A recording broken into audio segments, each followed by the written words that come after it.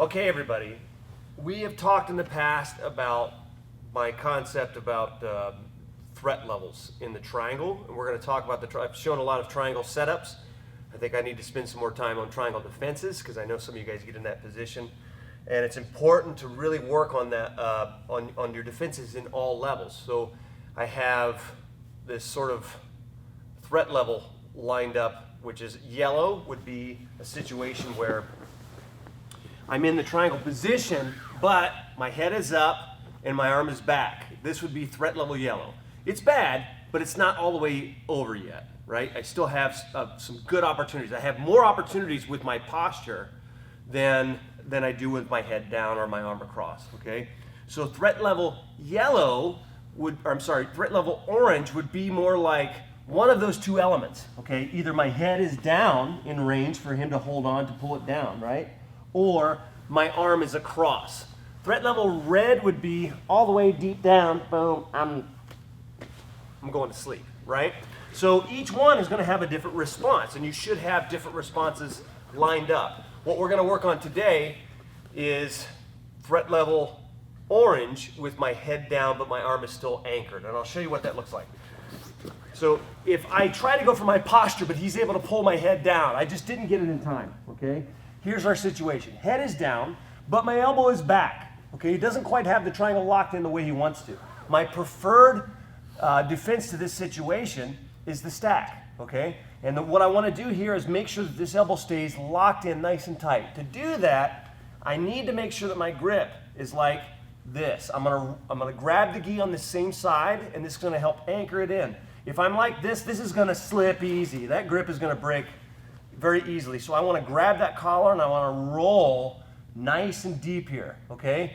Now, I'm gonna keep my elbow back and I'm gonna keep my shoulder blades kind of engaged here. So his head, he can pull my head down, okay? So the mistake most people make here when they go for the stack is they may have a good grip on the collar, but they start stacking with their shoulder and they make it worse. And eventually they're kind of going into the fire, right?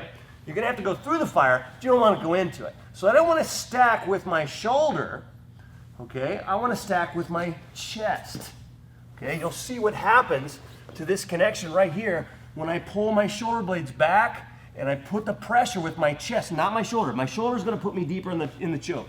I grab this collar, I start coming around to this side, and I'm gonna push my chest in. Now, as I'm coming around, I have to make sure that I'm really cautious about my base.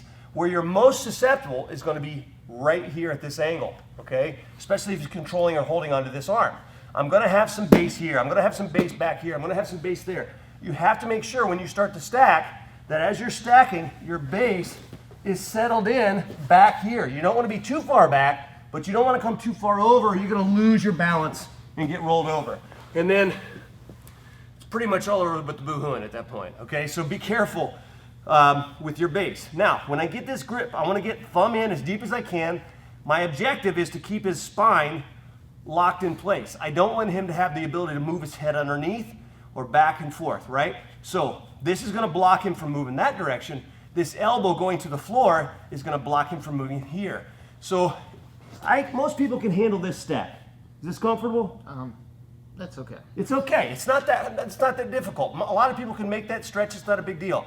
What you want to do in the stack is bring their hips up over top of their neck. So I isolate the neck and I stack with the chest. I start bringing his hips back all the way up over top of his neck. And at some point, it's just too uncomfortable for him to hold on. So you have to keep your base balanced back here. Bring that elbow to the floor, but stack in, put the pressure in with your chest. Think about just expanding your chest, pulling your shoulder blades back and driving in. You're not gonna be able to stop him from pulling the head down, right? That's just too much strength, too much power. So drive in with the chest. One more time. As soon as you realize that you come here and he's able to pull you in, start right away. Thumb in the collar, keep this elbow locked in nice and tight, and stack with your chest.